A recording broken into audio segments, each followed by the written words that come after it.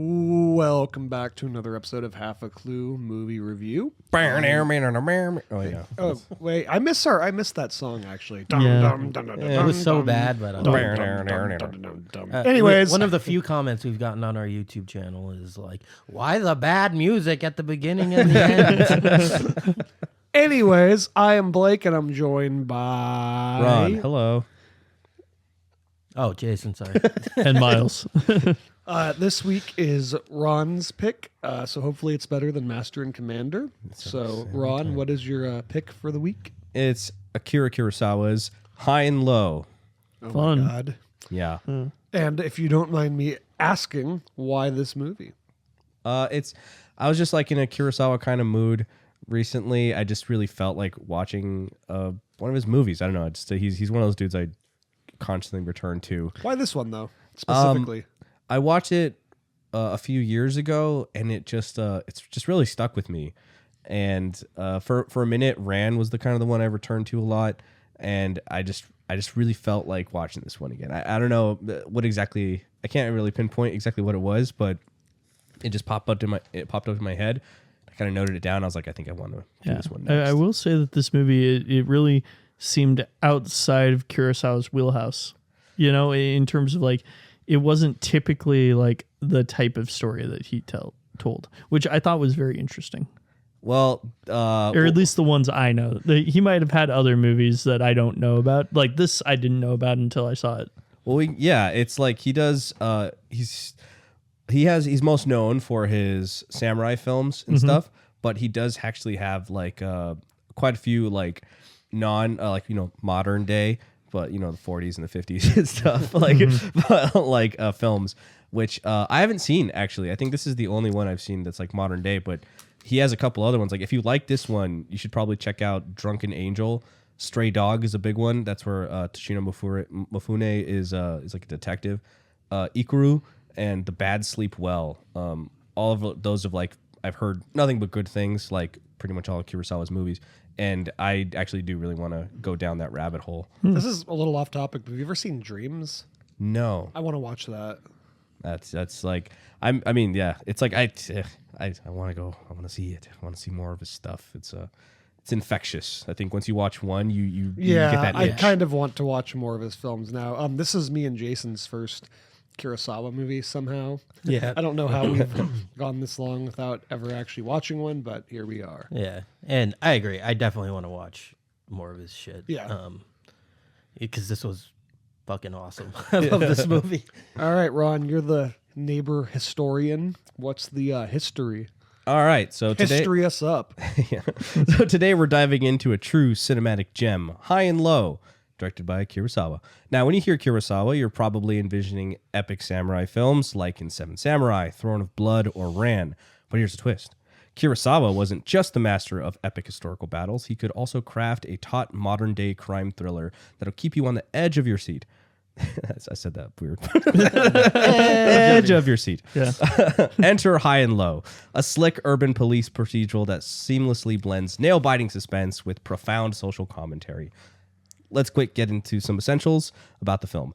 So, High and Low, known in Japan as, and we're going to be mentioning Japanese names and stuff, so apologizing ahead of time. My pronunciation sucks. It's going to be just bad. in general, so it's even worse when there's foreign languages involved. You can hardly say my name, Miles. Yeah.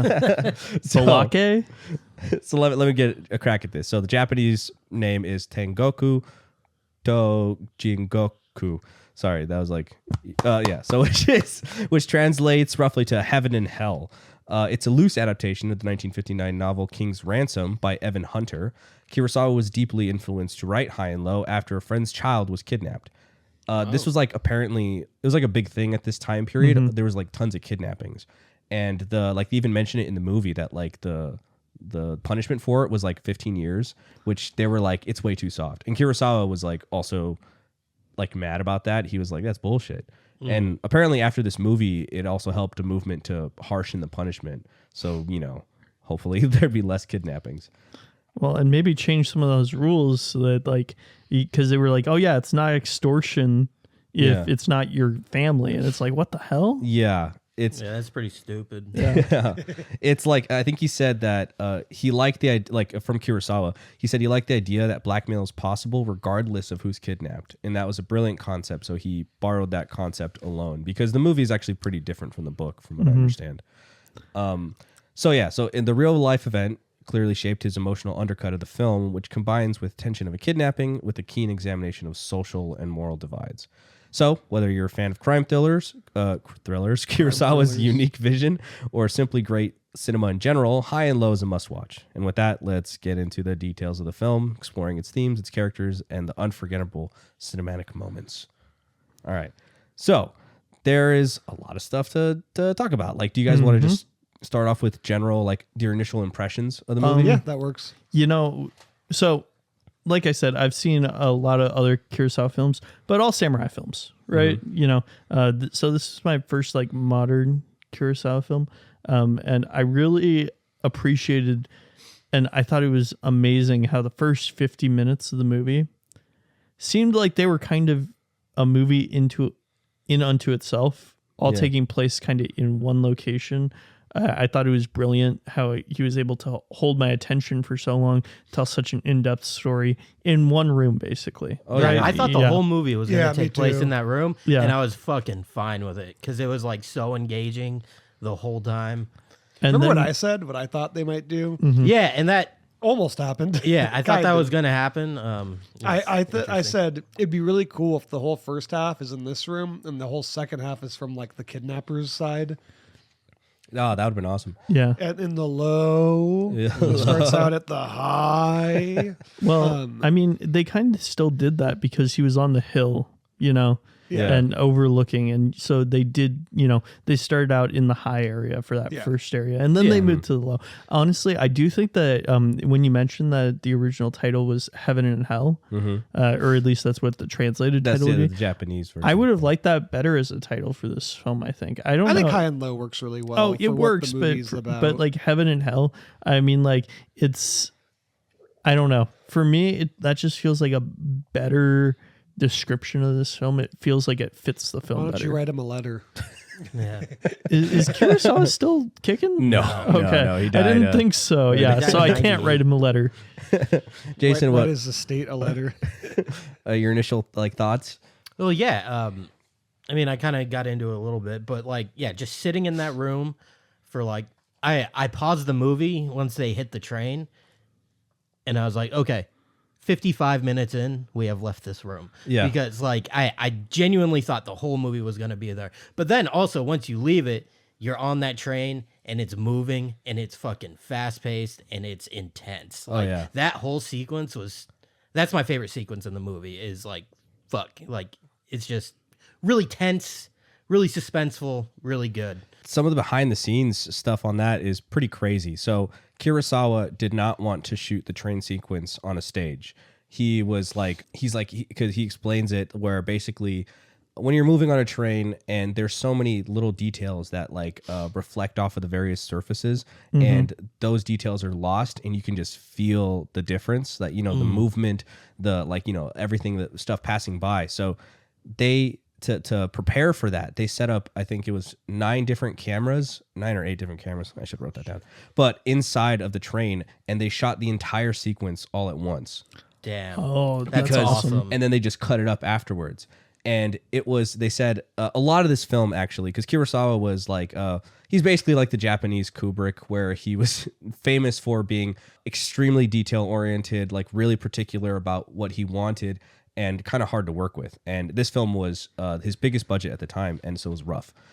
And so they shot all 8 of those cameras, and they were making a big deal about like how, like, if we fuck this up, we have to basically start the train over. This one shot could cost us like 20 million yen. Jesus. So they were like, do not mess up. And they did it. They said everyone was tense. Toshiro Mifune bought like a bunch of beer for everybody, so that he was like, once they cut, they could do it. And they cut, they're like, yeah, they're all celebrating and they're like drinking and stuff. And then they're like, hold on. One of the cameras failed to roll. Oh, dude. So they're like, we have to go try to do it again. And yeah, so it was rough, but I mean, that just kind of blows my mind, though, the fact that they did it in like essentially like 1 or 2 takes. Like they just had to do it, and that was it. Like it's crazy. Well, especially because it's really a scene kind of. Well, I don't know if you count that as like one scene or It's like a sequence. sequence. Yeah. Sorry, little side tangent rant. I hate the definition of scenes in movies because it feels like sometimes you have something that's like a very distinct section of the film and you're like, oh yeah, this is like a scene, but it's actually like multiple scenes or it's only half a scene. And it's like, I don't care what the differentiation Write a letter is on to it. the dictionary company. I will. No, I'll write a letter to We're coming for Hollywood. Yeah. You never asked me what I thought of the movie. But What do you think of the movie, Blake? I'm sorry. sorry. I didn't mean to cut you off. What were you saying? No, I thought it was incredibly interesting because it is a long hallway scene. Yeah, right? basically. Where basically it's all down this hallway and shooting that's super hard because like getting cameras to capture people Yeah. very like up close like that without it feeling like you're right up against them is so hard. Well, it even adds to it, I think, a lot, like Yeah. the tension, because it's so tight. Yeah. And I think the tension of getting the shot definitely also added Yeah, I was to just going to it. say that. That is probably why it feels so like, because everyone was just so tense the whole time. Blake, what do you think? what? Well, Jesus. Well, it's no Mars Needs Moms or anything. But, yes, obviously this was incredible. The first 55 minutes were my favorite part. I loved just the fact that it all took place in like one room, basically. And yeah, like Jason, I was also like, damn, if this whole movie's in this room, that'd be dope. I think this shows that blocking is kind of a lost art in more modern dude. films. Yeah.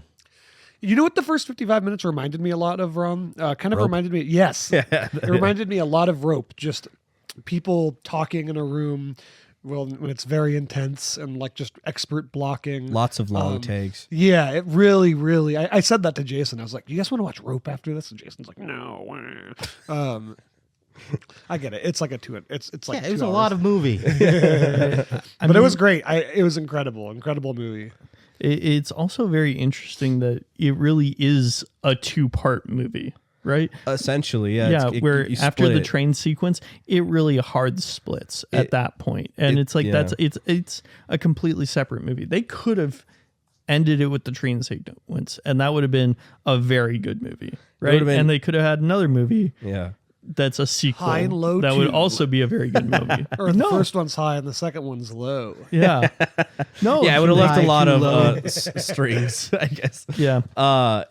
Okay. So let's get into some of like, I guess, strengths, maybe some weaknesses. Maybe, I don't know if you guys have, it's tough to say some weaknesses, honestly. I feel like it's such a tight film, even though it is pretty long. It's like, I don't think there's really any wasted space anywhere. Like there's not a second that I think that could be like cut down. Like, I don't know. And then it also comes down to like being of the time, right? Where the era that this was a part of, this film, it's so different from, how we go about making films nowadays, right? Yeah. And the films that are out there nowadays. So when you see things that are like this and they feel creative and inventive, it's hard to criticize any of it, right? And so criticisms, I feel like that's always harder with these older films, right? Because you can have your general criticisms that like, oh, the resolution's not great or it's in black and white. But even then, does that really matter? No, I think I think this is one of those films where it's the framing and the cinematography is so strong. It stands out and it's beautiful. Like, yeah, it's so good. Yeah, every image, shot, image is Oh, amazing. there's actually the one shot where there's the pink smoke. beautiful. Oh, shot. That was his Yeah, first dude. time using color in a movie. I thought Steven that was like Spielberg's Schindler's a List. fucking hack. Yeah, definitely. That's definitely where he got the Yeah. Schindler's List idea. Yeah, it's like it's a very strong note, and it's funny because Kurosawa was like, he's like, because color had already kind of been a thing at this point, but he really only knew black and white, and it wasn't until later that he decided to start incorporating color into his film, and then it culminates.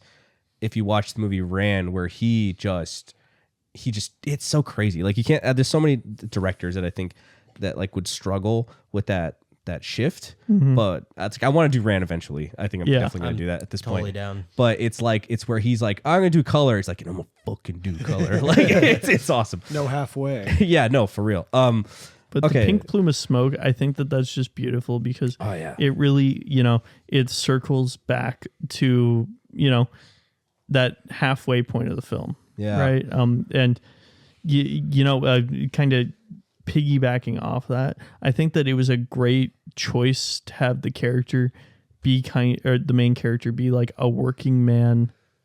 He repairs, he knows what he's doing with these shoes, right? He cares about the business.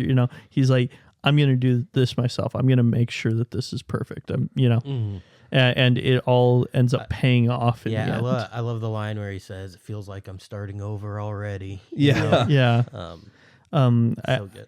I don't know. They did a really great job of turning him into a very compassionate and a character that you care for. Because at first, I love in like the first act when there's literally a part where it's like, I'm not gonna do it, and like the dad's just like on his knees there. crying. Yeah. I mean, that's one of the things we can get into, like the strength of the blocking, right? Which you've already kind of mentioned, but it's so crucial. Like every little thing.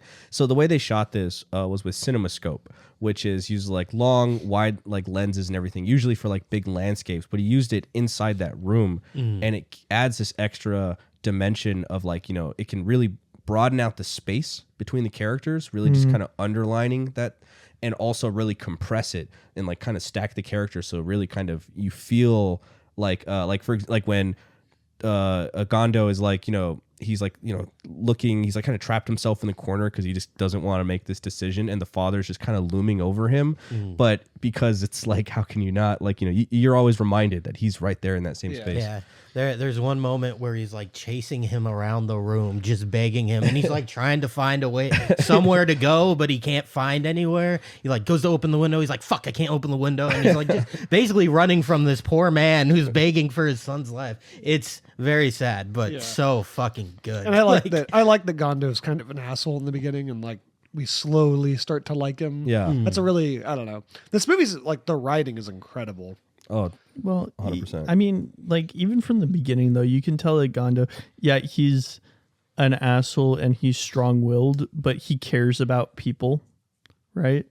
And he the question is not, hey, should I save this kid or not? The question is, does this money do more good helping my workers and protecting the company, or does it do more good to potentially maybe save this kid who I don't even know if he's alive? Right. And that's the underlying question that he has within himself. I don't know. It's a beautiful kind of dynamic that they have there. Yeah. So honestly, I should have probably done this sooner, but do you guys want to break down the plot like really quick, just so I guess we should have run through the plot first. Yeah, that's on me. I'll restart. Wow. But like really quick. So the basic idea, if you haven't watched this movie, please go watch it. Also, we've already talked about it a lot, but like I think it's still worth watching. Like you're not gonna miss. You're not spoiling yourself. Just go. But a CEO or at a shoe company, or he's like a president or something? So he's the director of manufacturing. There you go. So he's the guy within the company that's in charge of actually like making the things, and the other directors are not. They're in charge of selling Making money. things and Marketing, making money, sales. and they're the ones who really care about profits over everything. Yeah. They at the opening scene, we really start off with them trying to convince him to join them to overtake the company and start selling cheaper products, make more money. Shit shoes. Yeah. And I he's did not expect this movie to open up with like a 20-minute conversation about shoes. But it works. It works. It's It's great. great. And I mean, and to get into a little bit, it's like, I think it really shows like in the beginning of his character where he's like, he's calm, he's collected. Like, even though he kind of like, gets them out of there, you see him like leaning in his chair. He's very like in control because he already has like, he's been thinking like 8 steps ahead, Yeah. He's got like, he's been moving pieces, trying to slowly take over this company.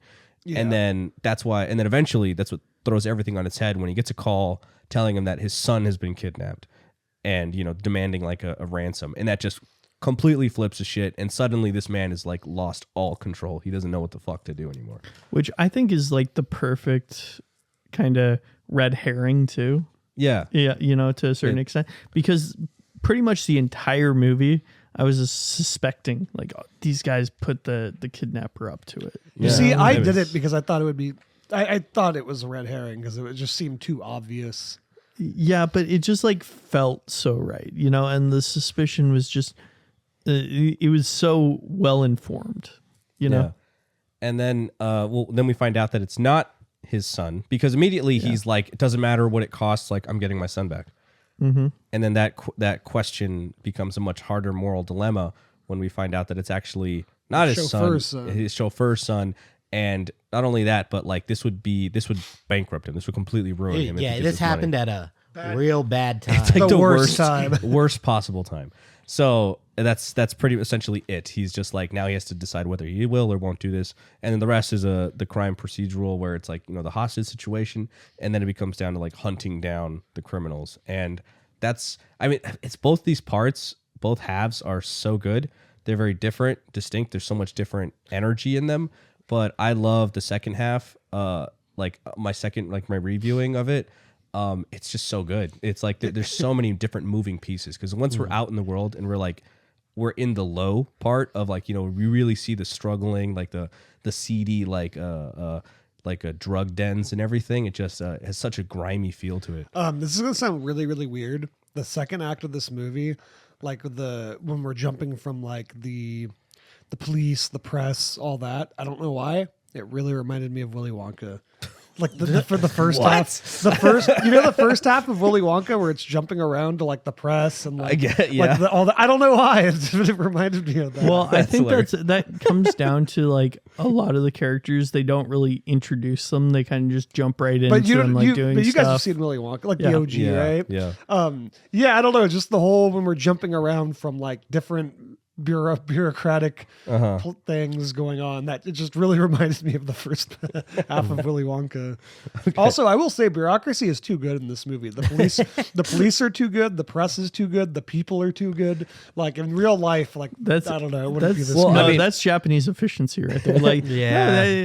They've got honestly even having an understanding of Japanese workplace culture, which I'm a little bit of a weeb, I'll admit it. So I've got some understanding, but I won't say that I'm perfect on it. But yeah, the hierarchical structure and, the importance to really do well at your job, and the commitment to excellence that a lot of people have within the Japanese work culture. It's amazing. Well, that leads really well into our next topic, which is a lot of the themes that are discussed in this movie. And a big part of it is pushing up the classic Japanese morality and ideals being pushed into the modern day Japan, the post-war Reconstruction era Japan. It's a big deal. And we get that immediately in the opening scene with the shoes. It's a big part of it. He's like, oh, these new capitalists, really industrialized, men thinking oh, we'll just sell shitty shoes. Once they wear them out quickly, they'll buy more shoes. And that's great. That's good for us, right? And Gondo's like, no, we need shoes that'll last. And, or that's what's most important. And yeah, I think it's also important to note that he did not want to take over the company for his own power. It was because he genuinely just wanted to make good shoes. And these people were fucking up his shoes. Yeah. Sorry, Mouse Cat just tackled somebody. Lost her shit. No, she tried to get up onto a chair that had a cushion on it, and the cushion slipped off. Okay, where were we? Okay, do you guys have any other themes maybe you want to that you noticed or saw unfold? When it came to drug addiction and the way that it was looked at, I thought that was very interesting. The way where they kind of came at it from the police didn't care about the drug addicts really, or them getting high. It's oh, they're just doing heroin, right? They kind of ignored that for the most part, and they didn't even care about really helping the people, even to the one point towards the end where they're like, oh yeah, let him kill somebody, right? And that way we can arrest him for something. I want to say right? It almost felt it's a commentary on Western influence, because it even takes place in a bar that's filled with like American soldiers and shit, like the drug exchange. But I don't know. It almost felt like, because it's like that's been a big thing in Japan, is like kind of combating like outside influences, like changing the molding of the country. They've had a long history of like isolationism, and then and like, you know, then really running with like, you know, Western stuff, and then kind of pulling back. It's a tough I think ideology to like kind of incorporate while you want to move forward, but you don't want to like, you know, progress too much, you lose your identity, I guess. I don't know. It's interesting. Yeah. And like but even like after they're in the, you know, Americanized bar, you've got the drug alley, which is basically just ignored, right? You know, it's all people who are strung out on heroin, right? The cops all know, oh yeah, this is the places where they go to get high. Like they know what's going on, and they aren't trying to help the people. They, you know, they don't try to work with anything. They just like let it kind of play out, and you know. Well, it seems like that's a big part of it, right? Is that like the low area, like, you know, it's where like, you know, the kidnappers coming from. A lot of that city seems to be like in shambles. Like he's basically living in like a shanty, and it's like, you know, and which I love the framing of that too, because you see the house just sitting up on just the right hill. out his window, and he's just Because Gondo is high. and he is low. You know what else was high? The junkies that Yeah, and I mean that was almost even like shot a little bit like a horror movie scene. Like I got a lot of like when she's like strung zombie out, vibes. her yeah, fucking nails on the wood just, it made me so uncomfortable. I hated it. Yeah, I mean, it's like we can get into the visuals like in cinematic style. It's so clean, especially the second half when like you see the reflection in his glasses, and that scene where she's like, you know, she's like really what's it called, like in withdrawal, and she's in the alley and she's like kind of clawing away almost like a wounded animal, and you see him and you see the reflection off his glasses like as he's zeroing in on her like a shark. Like it's so damn good. It's like there's the eye light and it's her reflection because she's wearing like a white and he's in a almost all dark space, and it just, goddamn, it's so clean. And those glasses as it moves throughout, apparently that was Kurosawa's like idea. Like he was just like driving to set, and then he was like, hey, he's like, pick up some like mirrored glasses. I feel like it would just work really well for this. And then it just kept being a thing throughout the movie, and it was so good. Yeah, and the mirrored glasses, I think that really worked well. It's like, because he's obviously the bad guy, because like they always talk about, you know, the one memorable feature that he had was the glasses, right? Oh, the guy was wearing glasses. And you can see that when he's doing something shameful or something that he deeply knows that he shouldn't be doing, that's when he puts the glasses on. When he's living his everyday life, he's got them off. But, you know, when he sets out to go buy drugs, that's when he puts them on, right? Or when he's out to go kill people. It's like a supervillain outfit. Yeah. Exactly. It reminded me of Elijah Wood's character in Sin City. Oh yeah, that's perfect. Yeah, He was the serial killer, right? Yeah, he was like a cannibal and shit. He's so freaky. Yeah, there's another like part of his style is like, especially in the latter half, there's a lot of reflections seem to be like a common visual motif. Like not only that, but like in that bar, the pillars are like all covered in like a disco like reflective material. There's lots of big windows that kind of like really make the scene feel much more cluttered, but at the same time it's still so easy to track. Like with your eye, you can really kind of see like you know, they use like little tools like making the cops wear like those hats and the other cops wearing like the Hawaiian shirts. So you can track them like with your eye, and there's like so much energy. Yeah, I never felt lost at all in that scene. No. Even though you felt like impressive. You should. Yeah. Yeah, it felt like a cacophony, but you're able to follow after, you know, 3 or 4 different characters at the same time. Just so well edited. Yeah. It's just a really good sequence. Yeah. I mean, the whole movie is one really good sequence, basically. Well, and the great thing about the mirrors, too, I think that it opened up shots a little bit, right? Where they were able to kind of shoot the camera very close up to somebody, but then using mirrors in the background, you know, they were able to then capture other elements of the scene that were going on. So even though they were able to like focus in on people's faces, it really captured the surrounding environment as well. Do you guys maybe have like a favorite shot or like scene that's like, I don't know, the way it's like the camera or anything? Honestly, the drug alley scene just Yeah. I know we just brought that up, but yeah, that was just a great scene. amazing. For me, it's just the first 50 minutes. I loved that whole thing. I really like the shot when he's waiting to get like confirmation from the heroin dealer or whatever, and he's standing at that like bay or dock or whatever, and all the ships are like in the background. Oh, yes. But he feels just like, I don't know, like you were saying, like everything feels like stacked on top of each other. It's I fucking love that shot. It just stood out to me, I guess. It's a very like common Kurosawa motif to like have like a lot of lateral movement where it's like, you see characters or whatever, and there's stuff moving like left to right, and there's other things moving right to left, and you can still like everything kind of just leads your eye, so it's like whatever is happening, your eye can already track around to so much that's going on, and there's a lot of information, But yeah, that's great. And you could, I don't know, you could just feel the scale of the ships compared to him. I don't know, it's awesome. Another great fucking shot. I guess this is like a type of shot that Kurosawa I've seen him do a few times. But the big group shots, right, where he's able to have somebody like doing something in the foreground, but then you're just surrounded basically by like a sea of faces and a sea of people. Yeah. And it makes it feel so crowded, and it feels like, hey, there's a leader here, definitely. And these are the, the people that are surrounding them. And it makes it feel big. I don't know how to explain it. But totally yeah. know what you mean.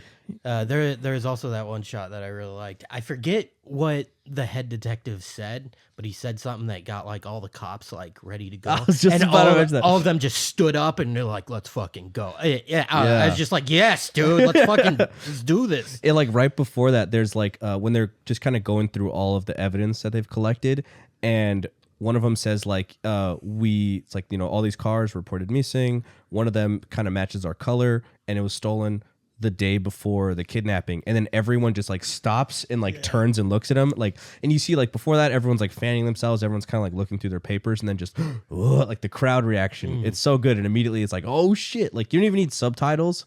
You can immediately understand something big just happened. And no music. There's not a whole lot of music in this movie. There's just like punctuations of that, dun, dun, dun, like there weren't like any in those cop scenes. There weren't like any like big like musical moments. All the big like moments were just highlighted by people's reactions. Yeah. And I love it. We get into the like now the sound design, because I think that's a really big part of it. There's like a lot of it is just the world. It's just whatever's around. You hear like the clinging of the trolley. You hear like the humming of traffic, and like the bustling of people and stuff.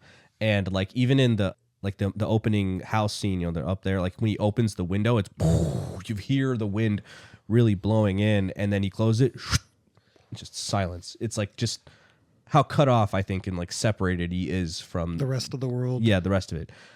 Which, by the way, that house, that set was like, I think it was 3 different sets, if I'm not mistaken. There was one where there's an actual home during the daytime that they used that was up there on like, that's like actually overlooking the city. I forget which city it was.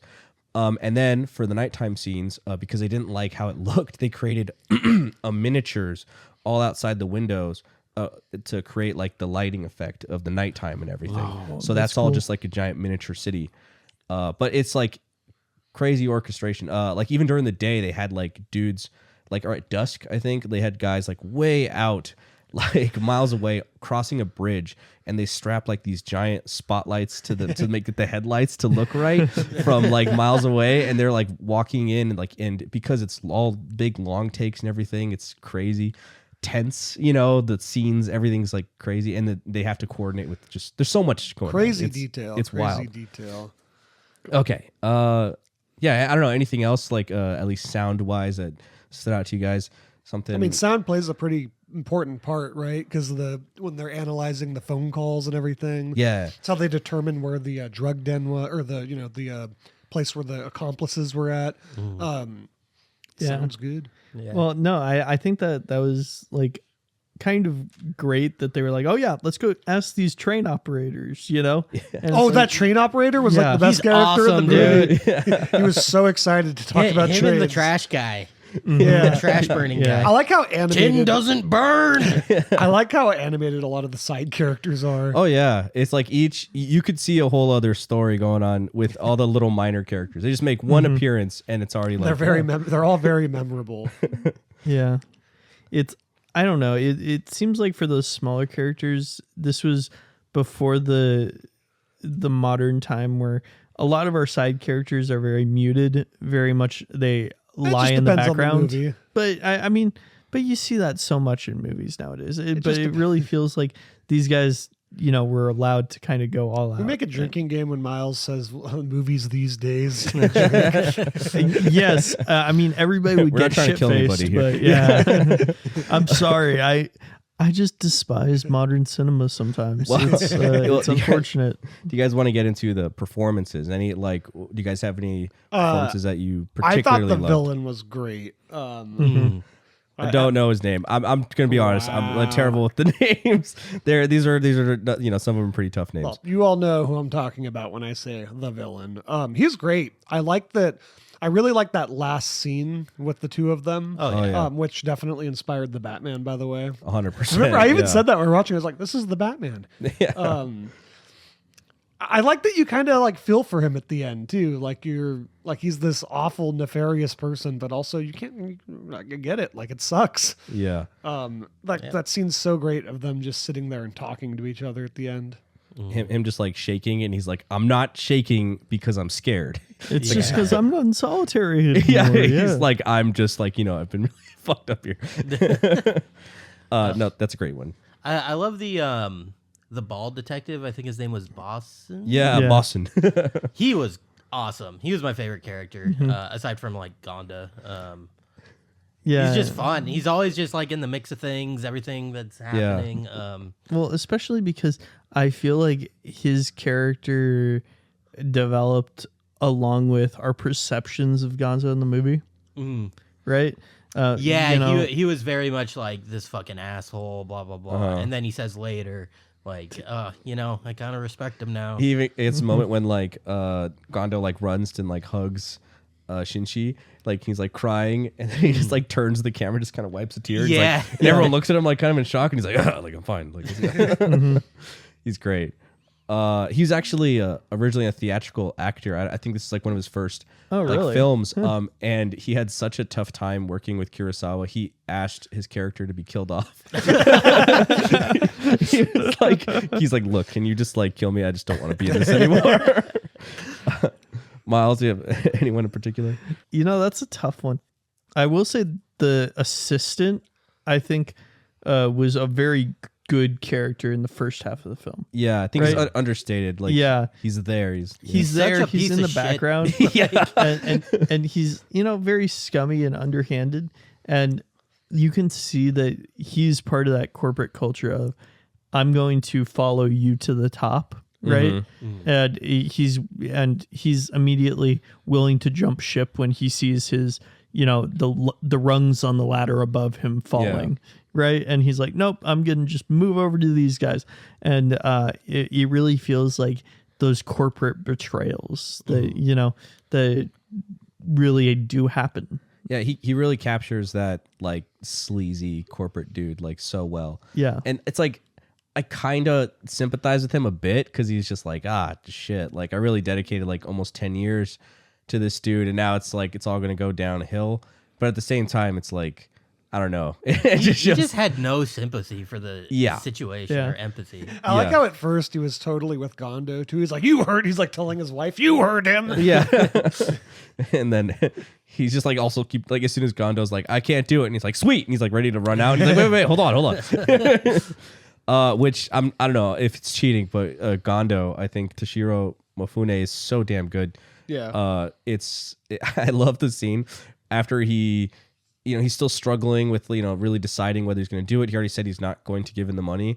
And then he kind of runs upstairs and he's like furiously showering. He's like, God damn it. It's like the water pressure is like super high. He's like, ugh. He's like, dude, he's calling back. And he's like, fuck. Like, just like, he's just so frustrated. I don't know. the portrayal swinging from a dude who's totally calm and collected and in control to just like kind of really spiraling to like the very end when he's like very solemn and kind of defeated, and you see him like sympathizing with this guy who's really just put his life through hell for at least a minute. And yeah, I think that end sequence, it's like it works so well as well, just because Mifune's the energy he's giving him back to is so good. He's just kind of helping him. I don't know. It's such a well balanced. Yeah, it's my favorite scene in the whole movie, probably aside from the opening 55 minutes. Just that I love their little conversation they have. So Something I didn't mention. I love the fact that the police are like actually smart and they pull up. Like they're like, okay, yeah, the kidnapper's probably still watching the house. Yeah. We were told not to call the cops. Maybe we shouldn't pull up in a bunch of cop cars. Maybe we should like be a little bit discreet about this. And I think that was great. But I mean, that also is what helped to contain the first 50 minutes within that room. Right. All right. I think that's pretty good. Do you guys want to summarize this up? Like any final thoughts here? Sorry, you go first. Overall, I think like this is a departure from the Kurosawa films that I have seen before. I think that it's my favorite of his films that I've seen, weirdly enough. I'm not that much into like the samurai movies. If I was more into those, I would probably appreciate like Seven Samurai and stuff more, because we went and saw that on the big screen, which that was awesome with the secret movie night Ron and I did. It was great. It's just tough because I don't know, this one I felt like there was a lot of things that were done in this movie that were very special, and yeah. Jason. I'm actually pretty happy that this was my first Kurosawa film. Because I do have this idea of him and what he does, and to just like have that like all go out the window and be like, okay, he can do something completely different from what I thought he was like, or what I know him to be known for. I fucking loved it, dude. I thought it was awesome the whole way through. 2.5 hours did not feel like 2.5 hours. No. It was a very uniquely structured film as well. I don't think I've ever seen anything quite like this. Yeah, it's just a good time all around. Go watch it if you haven't. Yeah, lots of originality in this movie. I liked it a lot. I think something I want to mention, though, is obviously it's a very influential movie, but I think maybe most in the writing department. I feel like this has had such an impact on storytelling, right?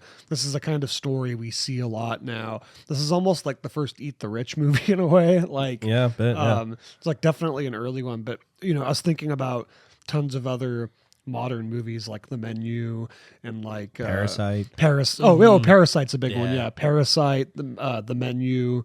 Even the Batman, like you said a few times. Yeah, the Batman. Yeah, so it's, I don't know, you could really see the influence on it's like the early Eat the Rich movie. Yeah, super dope, super good. Check it out. Yeah, it's one of my. I think rewatching it again, it's cemented itself as one of my favorites from Kurosawa. It's so good. And I'm just to recommend again, even though I think I said them early, but I think Stray Dog I've heard is very similar to this, and The Bad Sleep Well. Apparently are also very, very similar. Ikaru is another modern one, but that's like a little bit more of like a emotional, solemn one. But they're all good. You really can't miss. Yeah, it's awesome. I think from every aspect, from start to finish, it's like a real masterclass in filmmaking for like directing, cinematography, acting, writing. It's fantastic. Editing. Yeah. It's great. Go watch it if you like good movies. Thank you, Ron, for recommending a good movie this week. I needed that. Yeah, it's nice to have a good movie to watch for once. Hey, you're shitting on everyone if you're saying for once. Yeah. So. I know. I only recommend shit movies. It's okay. Speaking of which, whose turn? I think it's you, isn't it? Is it me? Is it you? Yeah, I believe it's you. Yeah. Do we want to do what we've been watching first? Yeah. You can think while we do what we've been watching. Yeah, because I haven't quite decided yet. Oh. I thought it was Miles. So Miles, you start. What have you been watching? So 2025 has officially begun, and that means a new season of animes. So this last week, I have been watching the premieres of all the trash shitty animes on Crunchyroll, and there are a lot of them. I think there's like 7 or 8 different animes where I'm like, okay, I'm gonna see where this goes. Yeah. Overall, one of the standout ones is second season of Shangri-La Frontier. Actually, a very good anime. It's like a better Sword Art Online, I would say. But it has gotten to like probably the best fight / arc of the film so far, just finished. So that one's good. And then also Solo Leveling, season 2 is coming out with a banger so far. Yeah. You're reminding me that like I need to finish watching Delicious in Dungeon. Oh, did you never finish? No, I didn't. I was caught up. I was going like week by week, and then I got to a certain point where I stopped for whatever reason, and I just haven't picked it up. But I was really enjoying it. I really liked that show. It's like if you like D&D, then it's like a really fun version of it with some anime inspired stuff. Is really cool. But yeah, that's essentially what I've been watching lately. Honestly, not much.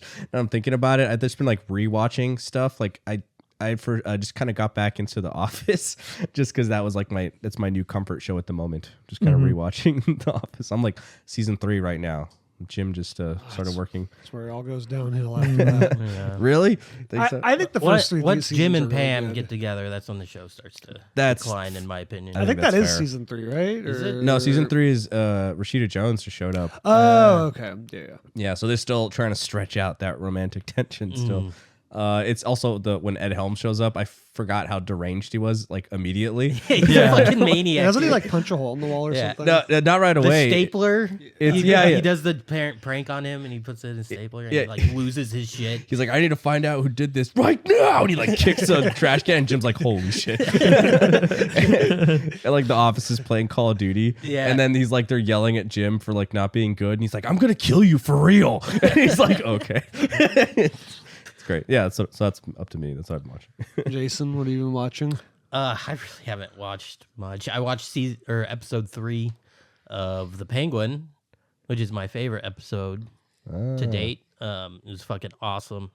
Focuses on his driver named Vic, who's I think he kind of latches on to Vic because Vic has like a stutter, so he sees like part of like himself in this young kid.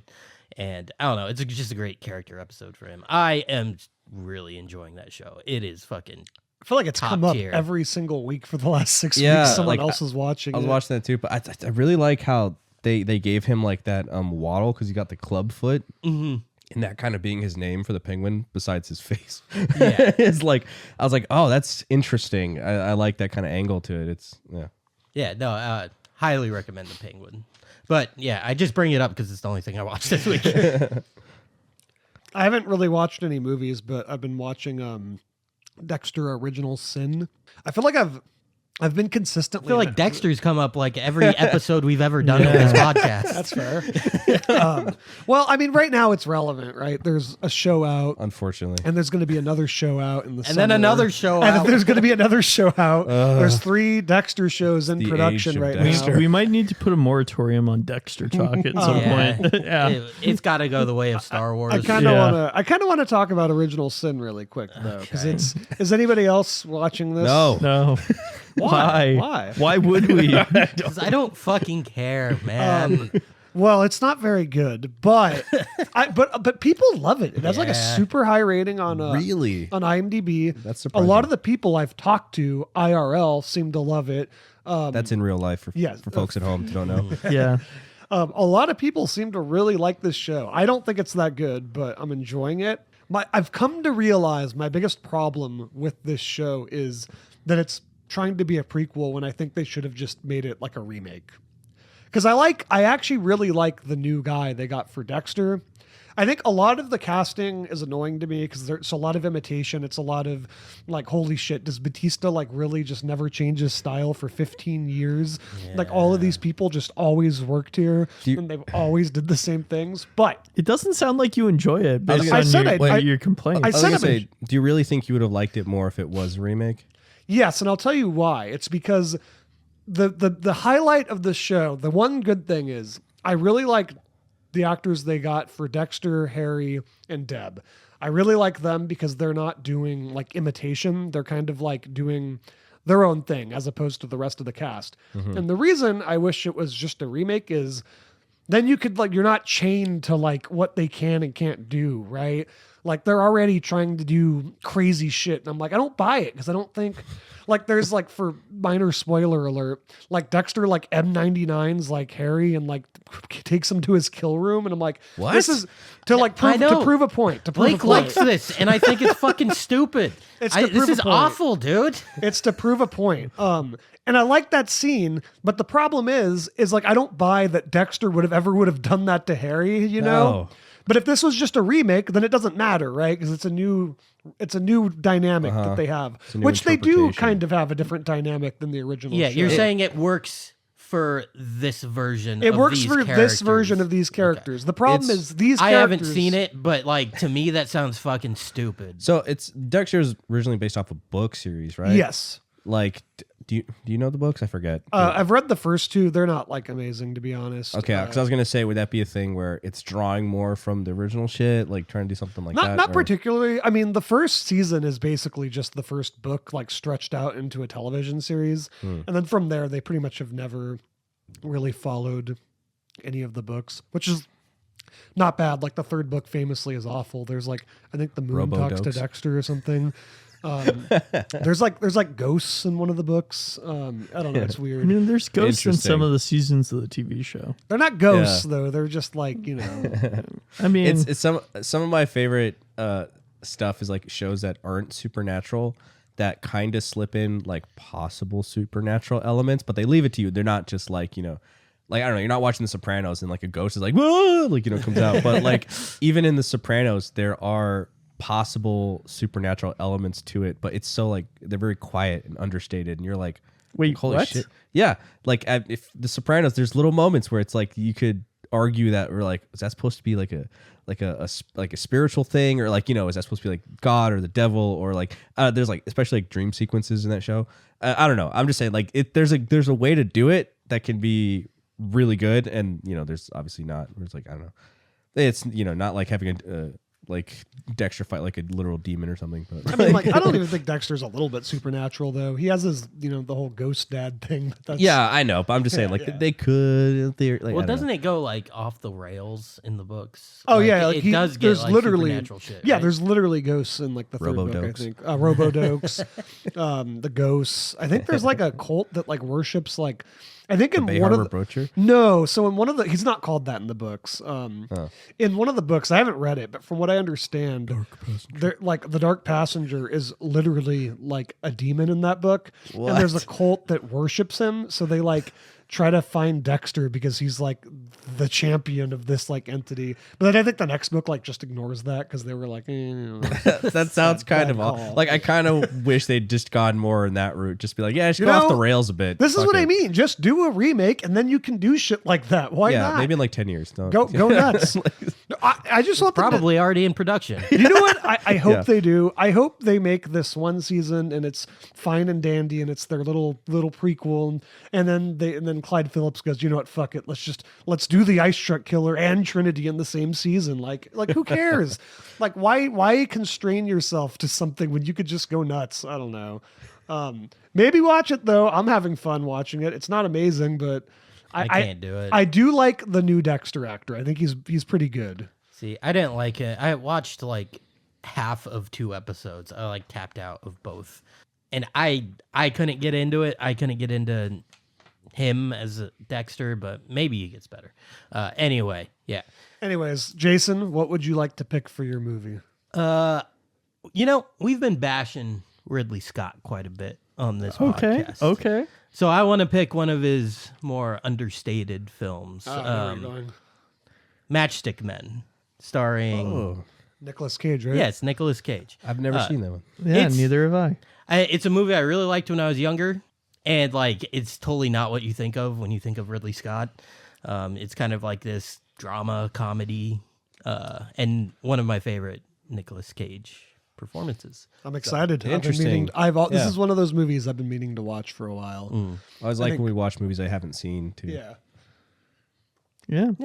All right. So watch Matchstick Men if you want to follow along. But when have we made fun of Ridley Scott recently? I mean, we kind of bash him a lot, to be honest. I mean, just every time I talk about Gladiator 2. That movie broke yeah. it Pissed all. me Rob off. was so angry Or with that Napoleon. movie.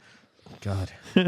Or the fucking House of Gucci. House of Gucci. God, I hated that movie. I forgot that he Yeah. did House of Gucci. Yeah, that was an awful movie. Again, that was where I was like, I saw Last Duel and I was like, hey, Ridley Scott's doing pretty good. And then I saw House of Gucci and I was like, what the fuck Well, just because happened? the thing with House of Gucci was it had a pretty good trailer. Like, I remember it was like all this crazy shit's happening and it cuts to like Lady Gaga and she was like, I am not exactly an ethical person. Like, it looked cool. And I was like, yeah, I bet you watching the Gucci family destroy themselves is an entertaining Ridley Scott movie. And then it was boring as fuck. It just sucked. Bad. It was a bad movie. And just one of the worst performances too, like from Jared Leto. Yeah, it was just no bueno. Although Lady Gaga, I think she did fine. Lady Gaga and Adam Driver pretty good. were fine in it. Yeah. I remember it was just edited so bad. Do you remember that? Like, it was so like everything Yes. about it was wrong. Yeah. Okay. All right. We don't have to do a House of Gucci talk too much. No, go listen to that episode. Yeah. Okay. Well, everybody have a great weekend or a great Thursday. Yeah. Hey, don't forget to like, subscribe, and leave a comment. Ring Yes, that bell. please do. Ring that bell. If you leave a comment, we might answer your question on the next podcast. And honestly, if you got like a movie that you really want to hear us talk about, suggest it. and like maybe we'll talk about it because like we're always open to you know whatever. So. And sometimes we don't even think of movies that would be interesting to talk about just because, you know, it's like there's so many out there that sometimes Blake picks a movie, you know. yeah. You know, I think Kicking and Screaming is a great movie. Okay? And a lot of people do. It's a very acclaimed movie. It's Master cult Commander's classic. better. It's a classic. Okay. Bye everybody. Bye. Bye.